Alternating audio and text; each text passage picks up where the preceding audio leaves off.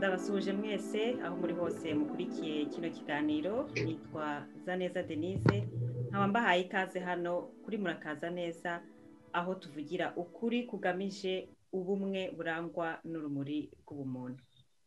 Mbere yuko tangira ikiganiro cyacu, ndagira ngo mbashishikarize mwese mutari mwakora subscribe, kwiyandikisha no kanda kunzogera kugira ngo igihe cyose ibiganiro bizajya bisohoka bizajye bihita bibageraho kandi mubisangize na bagenzi banyu.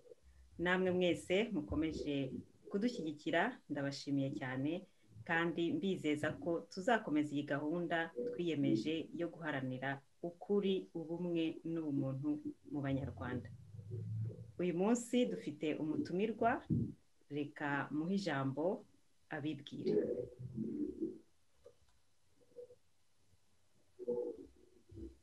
Akoze cyane Denise, nitwa Rugaba Patrick. Ndabashimiye cyane kuba wantumiye muri iki kiganiro, kandi nshimiye abaza gukora iki kiganiro n'abazagikurikira.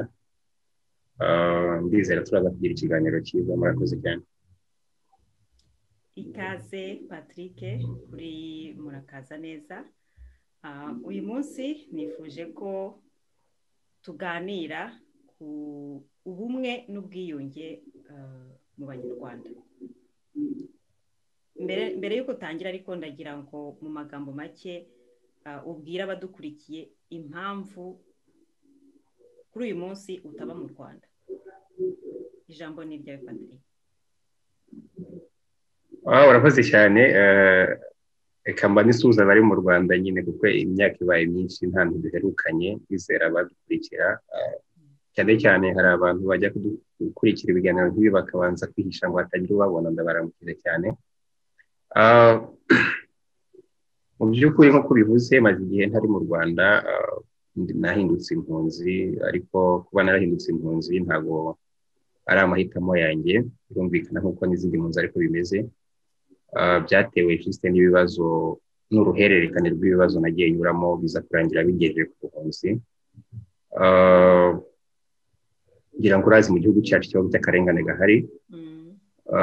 Iteka rero iyo umuntu agize initiative cyangwa ubushake bwo kugira ngo arebe ko hari icyo yakora kugira ngo akarengane gacike, byanga bikunda akenshi birangirira mu gufungwa, mu kwicwa cyangwa se mu guhunga nk'uko byangendekeye. Nge rero wenda mbaye nk'usubira inyuma gatoya, nibuka ko ubwo nari mutoya, ndi umwana mutoya, nari mfite nk'imyaka 5-6, nagiye nkurikira ibintu byakorwaga mu gihugu cyanjye, nganira n'ababyeyi, abavandimwe b'igihugu cyagiye kinyuramo nka jenoside. Ariko cyane cyane nyuma y'aho FPR Inkotanyi ifatiye ubutegetsi, nabonye ibintu byinshi by'akarengane, kuko wenda ibya mbere ubwo nari umwana ntabwo nabibonye n'amaso yanjye. Mushobora kubibuka nk'ibintu bimeze nk'urota. Cyane cyane muri za 1997 igihe abantu bahungukaga, ngenda mbona uburyo abantu bakubitwa, uburyo abantu bicwa kuri za kasho za komine. Ukumva umuntu baramujyanye, kumva baramwishe, ibintu nk'ibyo. Donc bituma ngenda ntekereza ku gihugu cyanjye, biza gutuma uko nagendaga nigira imbere mbona akarengane gatandukanye kagenda kaba, kuko ntabwo kahagaze ahubwo byagiye byiyongera. Geraho numva ngize initiative cyangwa se ubushake bwo kugira icyo nakora nanjye kugira ngo ndebe ko igihugu cyacu cyava muri aka kangaratete.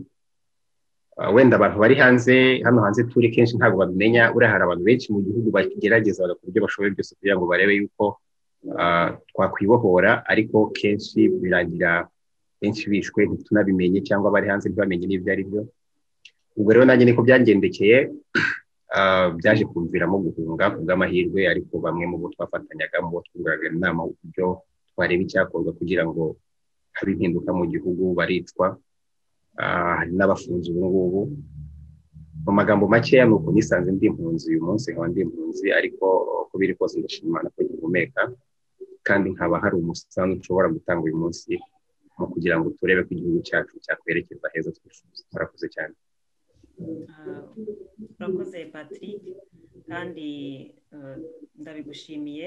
Ndakeka n'abanyarwanda benshi bagushimira ubwo butwari wagize na bagenzi bawe mukiri mu Rwanda bwo guharanira impinduka, bwo guharanira ko akarengane kashira mu gihugu cyacu, ariko nk'uko bivuze ugasanga ubutegetsi buriho butihanganira, budashaka abo bantu bifuza icyiza, bifuza ko ibintu bigenda neza, bifuza ko amategeko yubahirizwa mu gihugu cyacu.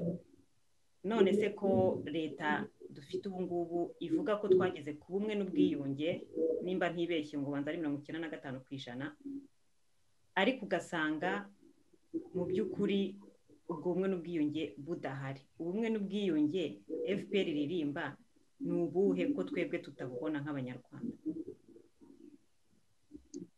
Urakoze cyane kumbaza icyo kibazo cyiza ariko kandi gikomeye, ndetse kugisubiza byasaba umwanya muremure cyane, ariko wenda kuko ari gito turagerageza kuvuga muri makeya. Nk'uko bivuze, hari umuntu ukunda kuvuga ngo abantu bari telefona, hari igihe ubona leta yitelefona nyine batubwira ko ubumwe n'ubwiyunge turamusuhuje cyane, batubwira ko ubumwe n'ubwiyunge bugeze kuri 98 n'ibindi, njye sinzi uko banabipima, ariko kandi bwacya hakaza ibindi bivuguruza, kuko ndibuka nk'umwaka ushize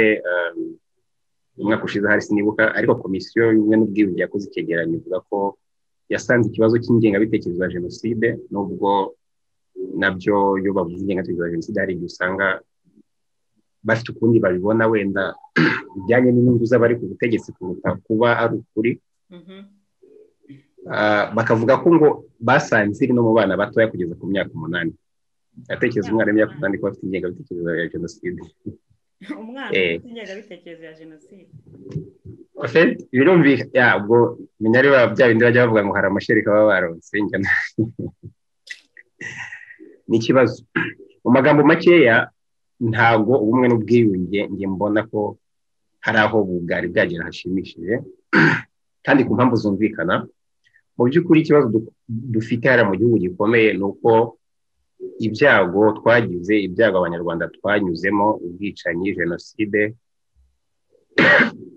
n'imbabarira n'ibindi, usanga abari ku butegetsi barabigize intwaro cyangwa igikoresho cya politiki cyo kugira ngo bagume ku butegetsi. Birumvikana, iyo abantu bamaze gufata ikintu bakagihindura intwaro cyangwa inkoni bagomba gukubitisha umuntu wese ugerageje kuvuga ukuri, umuntu wese ugerageje kurwanya akarengane, umuntu wese ugerageje kuvuga ati nyaboneka murebe ko hajyaho demokarasi mu gihugu, birumvikana ko gukoresha amateka mabi igihugu cyanyuzemo muri ubwo buryo ntabwo ari ibintu bishobora gutuma habaho ubumwe n'ubwiyunge. Ndaguha urugero. Niba bavuze bati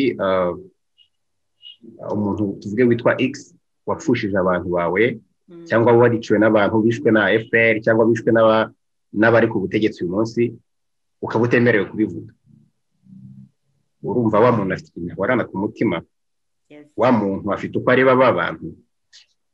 Donc ni ukuvuga ngo ibintu byinshi hariya mu Rwanda usanga bikoreshwa mu nyungu za politiki. Iyo bigeze rero ku mateka asharira abantu benshi twagiye tunyuramo cyangwa abantu bagiye banyuramo, bigakoreshwa nk'igikoresho kugira ngo abantu baguma ubutegetsi, birangiza bitumye abantu bahorana cya kintu cyo ku mutima, wabuze abantu bawe ntushobora kubibuka, umuntu yakugiriye nabi ntushobora kurenganurwa. Natanga nk'urugero wenda rw'ikintu kimwe abantu bajya bakunda kuvugaho cyane, gacaca, inkiko gacaca.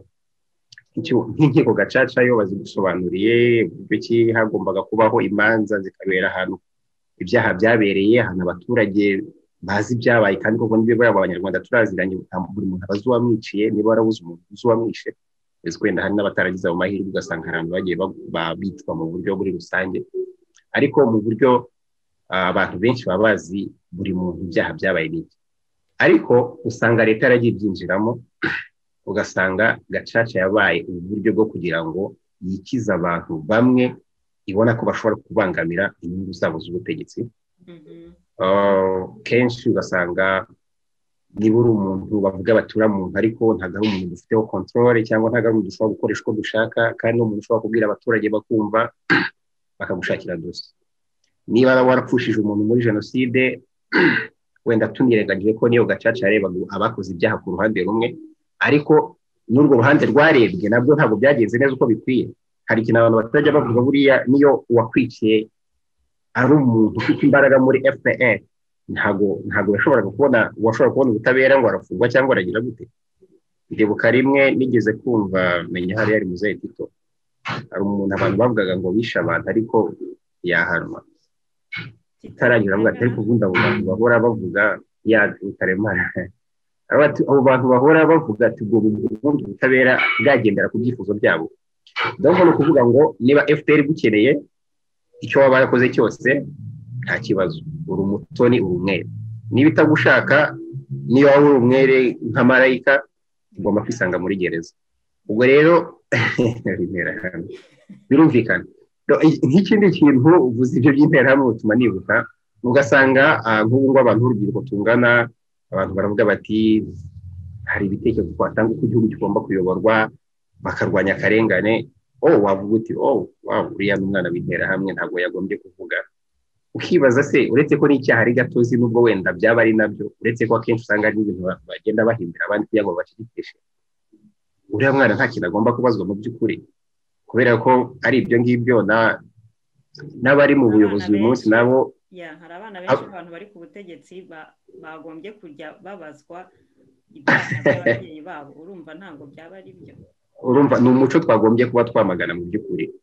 Ni ukuvuga ngo usanga jenoside cyane cyane yahinduwe igikoresho cya politike. Bivuze ko hakenewe demokarasi bagukubitisha icyo kintu, wavuga ko hakenewe ko abantu bigenga bagira ubwisanzure bakagukubitisha icyo kintu, bagusenyera nka kuri abari bakangondo wagira ngo uravuze bati muzarebe ukuntu mushaka dosiye. Donc ni ukuvuga ngo agahinda akababaro abantu banyuzemo, abantu bamwe bagahinduye inzira yo kugira ngo bakora ibyo bishakiye, bagumye bisahurira igihugu. Donc ni ukuvuga ngo ni ugufata akababaro k'abandi ukagahindura inzira yo kugira ngo ugere ku byishimo byawe. Ni ibintu bibabaje cyane. Ibyo bintu rero bituma mu mitima y'abanyarwanda benshi hakirimo ibyo bintu. Ushobora kuvuga ikiguri ku mutima, ntushobora kuvuga k'agahinda ufite, ntushobora kuvuga uwaguhemukiye. Donc abantu baracyafite ibyo bintu ku mutima. Igihe cyose rero abantu bakiboshye ku mitima, bumva ko ubumwe n'ubwiyunge se bwagerwaho ntabwo bishoboka. Ibyo kandi kwiyunga ibintu personnel ntabwo ari ibintu leta ishobora kwempoza ku bantu ngo ize ngo ivuge ngo wowe ngo nakanaka ngo muriyunze, ngo kuva uyu munsi ngo wowe nakanaka muriyunze. Ubona ko byagiye binakorwa kenshi, byagiye bikorwa ugasanga bahamagaye abantu. Urabona bwa mbere tuvuge abantu benshi ukavuga ngo no, abantu leta yabababariye, tuvuge wenda abari bafunze, tubwo namwe mugomba kubyakira gute. Urumva ntabwo izo ntabwo ari imbabazi mu by'ukuri. Ubundi leta y'ikigo yagombye gushyiraho uburyo butuma abantu bashobora kuganira bakabohoka, bakumva ntabwo babafite. Noneho muri bya biganiro muri kwa kubwizanya ukuri bikaba ari byo bizatuma abantu bagenda bababarirana. Ikindi urumva binajyanye n'ibyo bintu uvuga byo gufata abantu mu kivunge. Mu by'ukuri umuntu agomba gusaba imbabazi uwamuhemukiye, uwo yahemukiye, cyangwa umuntu akababarira uwamuhemukiye. Ntabwo ushobora kumbwira ngo ngewe ngo ndo ku Kibuye ngo kubera ko umfata muri groupe y'abantu banaba ngo nzababarira umuntu ntanazi wiyoza Butare cyangwa he Gitarama ntanazi. Ni ibintu bigomba gusobanuka mu by'ukuri. Ibintu byo kubabarira cyangwa kwiyunga ni ibintu biri personnel, bigomba guhera mu mutima w'umuntu ubwe, kuko yakurusha gufata abantu ngo bifotozanye ngo noneho uvuge ko ngo ubwiyunge bwagezweho. Babira ni ibinyoma kameme. Kandi ikintu leta igomba gukora ni ugushyiraho espace ituma abantu biyunga. Ukuri kukabanza kukavugwa. Igihe cyose ukuri kutazavugwa nk'uko wabivuze kare, ntabwo abantu bashobora kwiyunga. Hagomba ukuri, hagomba ubutabera, noneho n'abantu bakagira espace yo gukira ibikomere batejwe n'amateka mabi banyuzemo. Nyuma yaho niho ubumwe n'ubwiyunge bushobora kugerwaho. Kuva izo etape zitari zagerwaho ngo leta ibishire mu bikorwa, y'implemente espace abanyarwanda bashobora guheraho bagera ku bumwe n'ubwiyunge ibintu byose baba barimo kuvuga ngo ubumwe n'ubwiyunge ntabwo ari byo, nta nubwo bishoboka muri realite, ntabwo bishoboka, ntabwo ushobora kwempoza abantu ubumwe n'ubwiyunge bitabaturutseho kandi hari etape leta yasimbutse, ukuri, ubutabera no guha abantu umwanya wo gukira ibikomere batejwe n'amateka banyuzemo. Njye niko mbibona. oya niko bimeze, ibyo uvuga nibyo, kuko iyo uvuze nk'icyo cy'ubutabera wenda reka duhere, bajya bavuga ngo twamo inkuru, reka duhere wenda nko ku butabera bureba abantu bari mu nzego z'ubuyobozi. Nk'ubu akenshi ibi byaha ubona abaturage tujyamo usanga abantu baricanye bagize bati akenshi bituruka mu banyepolitiki cyangwa mu bantu bafite ijambo mu buyobozi. Urebye nka urukiko rwa Arusha uko rwagiye rugomba gucira imanza abantu b'impande zombi, ni ukuvuga ngo uruhande rw'abantu bari muri FPR n'ibyaha bakoze n'uruhande rw'abari bari ku butegetsi. Mu by'ukuri ntabwo ariko byagenze, byarangiye haciwe imanza uruhande rumwe gusa. None se urumva igihe hatari ubutabera ubwiyunge ntabwo bushoboka, kuko iyo urebye ibyaha FPR yagiye ikora kuva yatangira urugamba mu 1990 kugeza uyu munsi, ibyo byose ntibivugwa, ibyo byose abantu babikorewe nta butabera babona. Mugerageje kubivuga nyine sesi bari mu gihugu, ahubwo ni ukujya musengera u Rwanda. Nyambona sinzi umunsi umwe ashobora kuzaturika ibintu bitari byiza. Ni ukuvuga ngo ibyo byose biriya bintu byo gufata abantu bamwe ukabapfukirana ukababuza kuvuga barahemukiwe kandi nabo bafite droit, bafite the right yo kubona iyo justice, ni ibintu bibi cyane. Ntazi impamvu leta itabona ko ari amakosa akomeye cyane arimo gukorwa iyi myaka 26 ishize. ubu noneho bigeze ku yindi nivo, urabona noneho bigeze usanga bavuga bati no kumva barakubwiye umuntu wacitse ku icumu kubera ko avuze ibintu leta idashaka kumva, bakavuga ko ari gupfobya jenoside yamukorewe. Ni ibintu bibabaje cyane. Bakizito Gigwa ariko bishwe babakarasira uburyo babohora babahoza ku nkeke, ukumva umuntu wari bibereka ntarange cyangwa se nawe yari ariho yambara ibitenge ajya gukora amabi nk'izo ntera hamwe nyine azirimo, ugasanga uyu munsi niwe uri guharasinga cyangwa uri uhoza ku nkeke umuntu wacitse ku icumu kubera ko atavuga ibyo ashaka, kubera ko atari kuvuga ibihuye n'ibyo yifuza. Nabo ngabo nibo numva ngo bambaraga ibitenge n'ubu, ariko sinzi aho babibitse, no kuzababaza no kuzabiduha tukabishyira mu rwibutso ahari nabyo, kuko ni ibintu bibabaje cyane. Ni ibintu bibabaje iyo urebye ugasanga abantu bamwe ubu ngubu babaye abere abinyange, bakifuza ko abandi bahinduka amadayimoni bagahinduka abicanyi nuko nguko. Ariko umunsi watashye ugakoma amashyi ukunama ukavuga uti nyakubahwa, abanyakubahwa ni mwebwe, nimwe mukwiye ibyiza, nimwe mukwiye igihugu, abandi bose nk'abandi, abandi bose nimwe mwakoze neza, gusa abandi bose twakoze nawe usibye mwebwe. Ubwo icyo gihe ubaye umwere nawe, ni ukuvuga ubu nawe uramutse kabisa utashye ukajya i Kigali, kwa kundi bajya bakwandikaho byose byaba birangiye, waba ubaye umwana, waba ubaye inyange yera. Numva ari icyo twabivugaho. Urakoze cyane. Urakoze cyane Patrick. None se ni igiki cyakorwa kugira ngo ubumwe n'ubwiyunge tubigereho? Twavuze ko iyo espace ntayihari, ukuntu amarorerwa yabaye mu Rwanda akoreshwa nk'intwaro kugira ngo agatsiko kagume, agatsiko ka FPR, ndetse ni n'abantu bakerega abantu bakajya bibwira ko ari abantu benshi cyane, kugira ngo bakomeze bagundire ubwo butegetsi, bakomeze bagume ku butegetsi, bagakoresha intwaro y'amarorerwa yabaye mu Rwanda. Ni iki gisigaye kugira ngo ni iki bagomba gukora, atari bo bonyine ariko nkatwe twese nk'abanyarwanda, ni iki tugomba gukora kugira ngo ubumwe n'ubwiyunge twifuza twese, kuko ndakeka abanyarwanda bose aricyo bifuza. Turifuza amahoro, turifuza ubwiyunge, turifuza ubutabera. Ni iki tugomba gukora kugira ngo tubigereho? Uvuze neza, buriya uravuga ati abanyarwanda bose. Buriya hari ibintu abantu benshi batajya bamenya. Buriya abanyarwanda benshi bifuza ko ibi bintu tubamo byo guhigana by'inzangano byarangira, nubwo bamwe badafite uburyo bwo kubivuga no kubigaragaza kubera ubwoba birumvikana. rero twavuze ko ikintu gikenewe ari ukuri, ubutabera, ukwisanzura, ariko rero ibyo ntabwo bishoboka urebye uko mu gihugu bimeze uyu munsi. Hari umugani w'abanyarwanda bavuga ngo ujya gukamya umugezi ngo ahera ku isoko. Imyaka ibaye 26 tuyobowe n'ubutegetsi bwa FPR. Mu by'ukuri ntabwo nzi ko ibintu butashoboye muri iyo myaka bizabishobora ubu mu myaka isigaye. Umuti rero nta wundi, ibyo ntabwo bizashoboka hakiriho systeme ya FPR, ntabwo bishoboka.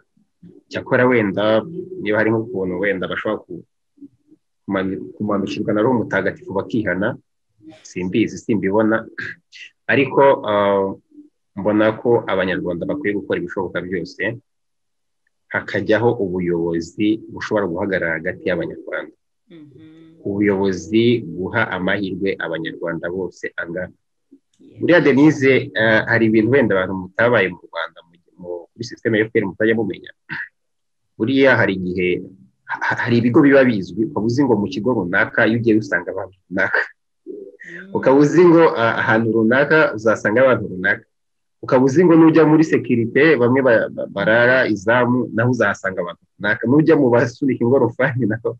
Ariko amoko nta nubwo ngo akiri atatu, nanjye uvuga ngo muri ayo moko atatu bamwe bajya bavuga ubuno ntayabaye menshi, hazamo no byinshi cyane, hari abaturutse, hari abavuye